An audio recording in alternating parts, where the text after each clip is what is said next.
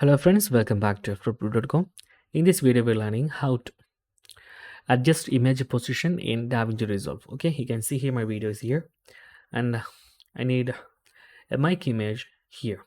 So I'm just drag and drop this mic image here in my video track 2, and you can see here I'm just dragging it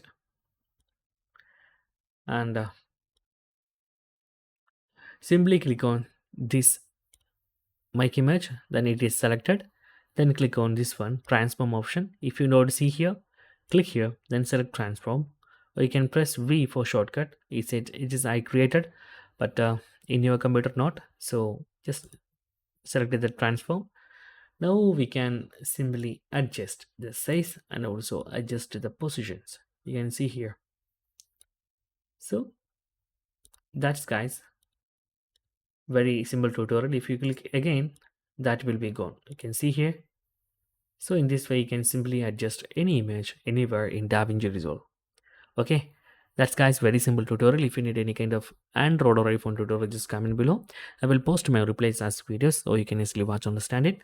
And if you enjoy this video, please like, comment, share, and subscribe our channel for getting more videos like this. Thank you so much for watching. Have a nice day. Bye bye.